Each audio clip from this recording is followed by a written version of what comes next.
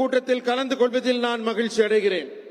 मेरे साथ मंच पर उपस्थित तमिलनाडु भारतीय जनता पार्टी के प्रदेश अध्यक्ष श्री नयनार नागेंद्र जी,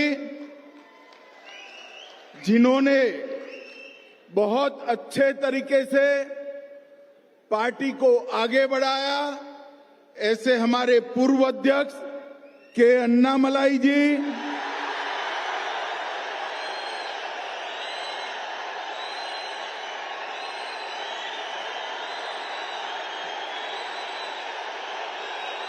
मोदी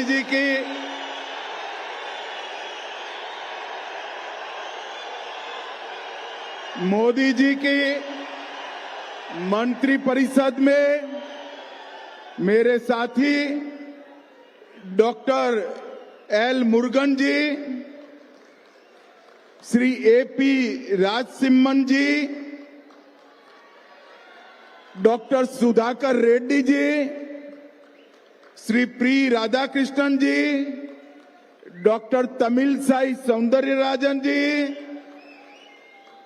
मेरे मित्र और हमारे नेता एच राजा जी,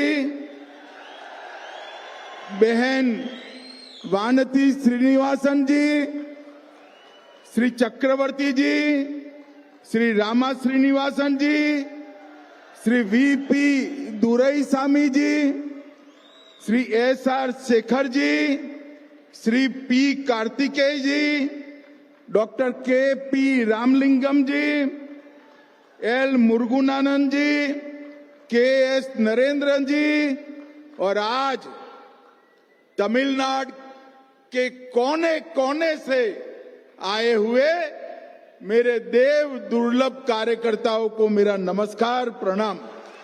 மேடையில் இருக்கும் தலைவர்கள் அனைவரையும் வணங்கி தமிழ்நாட்டின் ஒவ்வொரு மூலை முடுக்கிலிருந்தும் இங்கு வந்து குவிந்திருக்கும் உங்கள் அனைவரையும் வணங்கி மகிழ்கிறேன். सबसे पहले मैं मदुरै में आया हूं. मदुरै में विराजमान मीनाक्षी अम्मन को प्रणाम कर कर मेरी बात की शुरुआत करता हूं. மதுரை மண்ணில் வந்தவுடனே முதலில் நான் மதுரை மீனாட்சி அம்மனை வணங்கி என் உரையை தொடங்குகிறேன். मैं शोकनाथर, कल्लालगर और भगवान मुरुगन को प्रणाम कर कर मेरी बात की शुरुआत करता हूं. இந்த மண்ணின் சொக்கநாதருக்கும் கல்லழகருக்கும் மற்றும் திருப்பரங்குன்றம் முருகனையும் நான் தலை வணங்கி மகிழ்கிறேன். मित्रों, सबसे पहले मैं भारत की महान भाषाओं में से एक तमिल भाषा में तमिलनाडु के कार्यकर्ताओं से बात नहीं करता, इसलिए मैं आप सबकी क्षमा मांगता हूं. தமிழ்நாட்டுக்கு வந்து தமிழ் மக்களாகிய உங்களை சந்திக்கும் போது நம்மளுடைய பெருமைக்குரிய தமிழ் மொழியில உங்ககிட்ட பேச முடியவில்லையே என்று என் வருத்தத்தை நான் உங்களிடம் தெரிவித்துக் கொள்கிறேன். हमारा मदुरै एक शहर से बढ़कर 3000 साल पुरानी सभ्यता का, संस्कृति का प्रतीक है. நம்முடைய மதுரை சாதாரண நகரம் அல்ல, 3000 ஆண்டுகால வரலாற்று பெருமை கொண்ட மிக முக்கியமான புனித இடம். मैं यहां आया हूं तब महान स्वतंत्रता सेनानी पसुम्पोन्नन मथुरा लिंगम थेवर जी को भी प्रणाम करता हूं. இந்த மண்ணின் நாயகராக விளங்கிய பசும்பொன் முத்துராமலிங்க தேவர் ஐயாவையும் நான் வணங்குகிறேன். और साथ में आप सभी को अपील करता हूं, बड़ी जोर लगाकर 22 जून को मुर्गा भक्तगढ़ मनाडू में जोर शोर से हिस्सा लीजिए. உங்க எல்லாரையும் கேட்டுக்கிறேன், வர ஜூன் 22ஆம் தேதி முருகனுக்கான பக்தர்கள் மாநாடு நடக்குது. அதையும் இந்த மண்ணிலே மிக சிறப்பாக நீங்கள் நடத்தி தர வேண்டுகிறேன். मित्रों, ये मदुरै कई परिवर्तनों का वाहक नगरी है. மதுரை மண் பலவிதமான மாற்றங்களுக்கு வித்திடும் மண். और मैं आज कहकर जाता हूं, हमारा एक कार्यकर्ता सम्मेलन डीएमके सरकार की पतन का कारण बनने वाला है. இன்றைக்கு இந்த மீட்டிங்ல உங்க எல்லார் முன்னாடியிலும் அத்தனை தொண்டர்கள் மத்தியிலும் சொல்லுகிறேன், இந்த கூட்டமும் ஒரு மாற்றத்தை உருவாக்கும், திமுக ஆட்சியை முடிவுக்கு கொண்டு வந்து வீட்டிற்கு அனுப்பும்.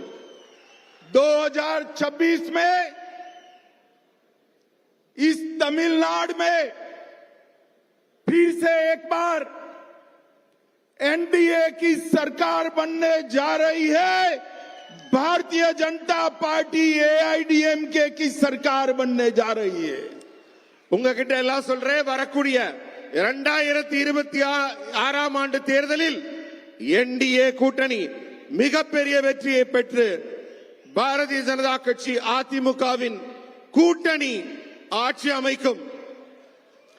मैं रहता तो दिल्ली में हूं, मगर मेरे कान तमिलनाडु पर लगे हुए रहते हैं.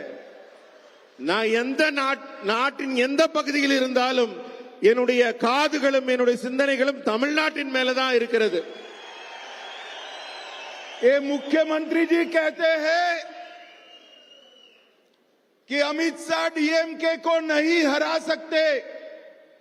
स्टालिन साहब, आप सही कहते हो, मैं डीएमके को नहीं हरा सकता, मगर तमिलनाडु की जनता डीएमके को हरा सकती है.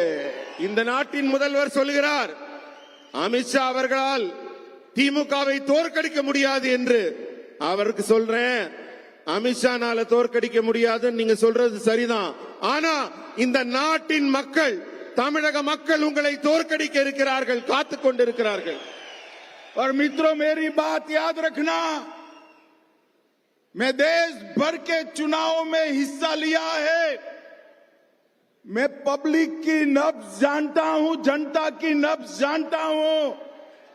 तमिलनाडु की जनता इस बार डीएमके की सरकार को उखाड़कर फेंक देगी. என்னுடைய நீண்ட கால அரசியல் அனுபவத்தில் சொல்றேன், மக்களின் நாடி துடிப்பை உணர்ந்தவனாக சொல்கிறேன். வரப்போற தேர்தல்ல தமிழக மக்கள் திமுகவை தூக்கி எறிய காத்துக் கொண்டிருக்கிறார்கள்.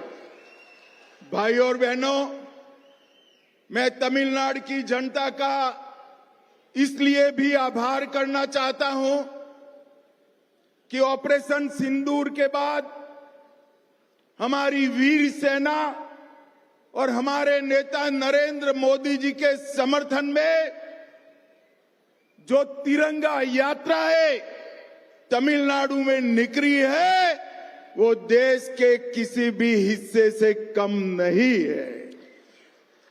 சகோதர சகோதரிகளே, இந்த நேரத்தில் நான் உங்களுக்கு எல்லாம் குறிப்பிட்டு சொல்ல வேண்டியது என்னவென்றால், ஆபரேஷன் சிந்தூர் நம்முடைய தேசத்தின் அப்பாவி மக்கள் கொல்லப்பட்ட போது வடக்கிலே நடைபெற்ற அந்த நிகழ்ச்சிக்கு மிகப்பெரிய எழுச்சியும் மிகப்பெரிய ஆதரவும் நாட்டுப்பற்றும் தமிழகத்தில் இருந்து ஒரு ஆதரவு குரல் ஒலித்ததே, அதை நான் நினைவு கூறுகிறேன். और मित्रों, पहलगांव में आतंकवादियों ने हमारे निर्दोष नागरिकों की हत्या की, धर्म पूछकर हत्या की, और मोदी जी के नेतृत्व में हमारी तीनों सेनाओं ने पाकिस्तान के घर में घुसकर आतंकवादियों को सफाया करने का काम किया है. பகல்காம்ல நம்ம அப்பாவி பொதுமக்களை மதத்தின் பெயரால் நீங்க யாருன்னு அடையாளப்படுத்தி கொடூரமாக கொலை செய்த தீவிரவாதிகளை முப்படைகளையும் திரட்டி நமது பாரத பிரதமர் மோடி அவர்கள் அவங்க ஊருக்குள்ளேயே புகுந்து அடித்தார் பாருங்க, அதுதான் அவர்களுக்கு நாம் புகட்டிய பாடம்.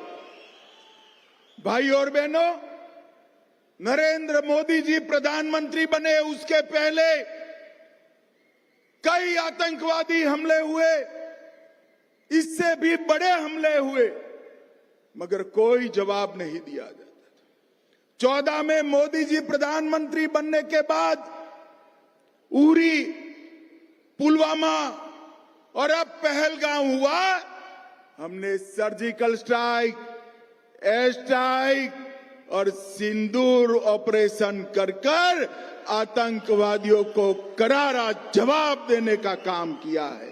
இதற்கு முன்னர் கூட அந்த தீவிரவாதிகள் எல்லாம் தங்கள் கைவரிசையை காட்டியிருக்கிறார்கள்.